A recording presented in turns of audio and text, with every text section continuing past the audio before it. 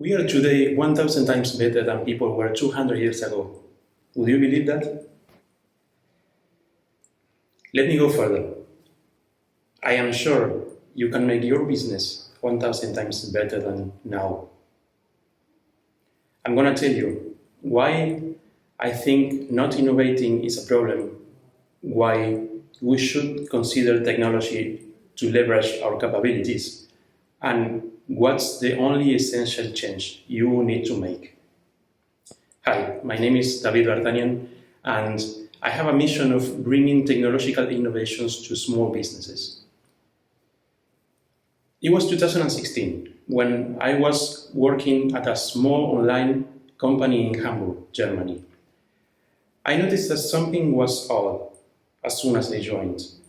Processes were manual, using mostly spreadsheets and pieces of paper or emails instead of a system to process data. It felt like traveling to the past. And indeed, the CEO was stuck 10 years in the past.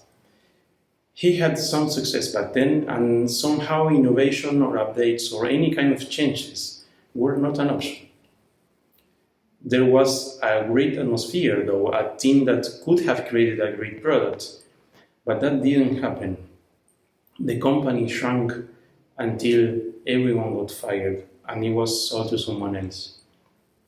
It's really sad that some people would even kill their own projects rather than letting the past rest in the past, learn from it, and do better. So learning from experiences like this, I learned to embrace change and keep always a student attitude, always open to improvement or correction. You know, technology is there to help us do our jobs better. We humans created technology because we thought we could do better. We managed to use our own intelligence to leverage ourselves. And there is only one change you and I need to make to change the whole reality. So imagine for a moment that you embrace change, you start innovating, you are comfortable with implementing new ways to improve your productivity, a new business model, etc. No matter what your industry is, a traditional store, plumbery, or electricity, farming, logistics, financials, law, it really doesn't matter. Whatever you do, technology can help you to do it more efficiently. How crazy does it sound now that we are today 1,000 times better than people were 200 years ago? Or to put it in an easier way, how do you think we are now better if it's not thanks to people with the desire of innovating back then? And then what about the future? What process do you think you can make it more efficient? It all starts with the right question. As I always say, everything that can be automated should be automated. A couple of years ago, I was working for another company in Berlin, also Germany. It was solving a problem in the real estate industry using software technology. One day the atmosphere was tense because we discovered a bug in a late stage of the development workflow.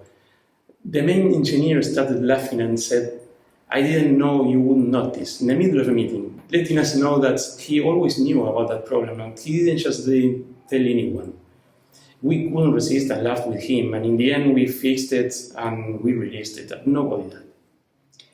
I find this almost luxurious. We could afford to have a problem, lose time, and even laugh about it without any consequence. I can't imagine situations like this with a mindset of never innovating. So once again, we are today 1,000 times better than people were 200 years ago. Would you believe it's because we discovered new, more efficient ways of improving our lives? I guess now it's becoming more clear why I say that staying in the past simply doesn't work. The rest of the world is going somewhere, and refusing to evolve with it just means falling behind. Instead, you should embrace change. Believe me, I know it's not easy.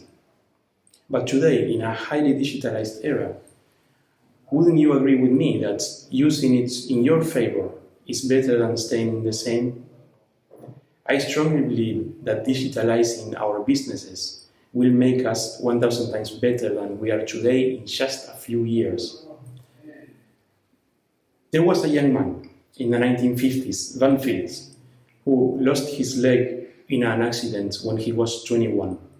But that made him become an inventor who innovated the prosthetics market dramatically just by asking why things should be that way. You know, what happened was that he didn't allow the sad reality to take over his life, but instead he improved the lives of thousands of amputees. He revolutionized the prosthetic market. My whole point is that your mindset is what defines whether you accept the reality or not. And if you don't, whether you sit and complain or do something to change it, you can't do both at the same time.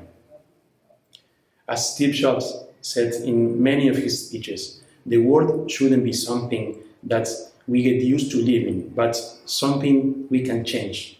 The world as we know it today has been done by people no smarter than you and me. I believe that. So I embrace change, and I encourage you to do the same. My name is David Bartani. Thank you.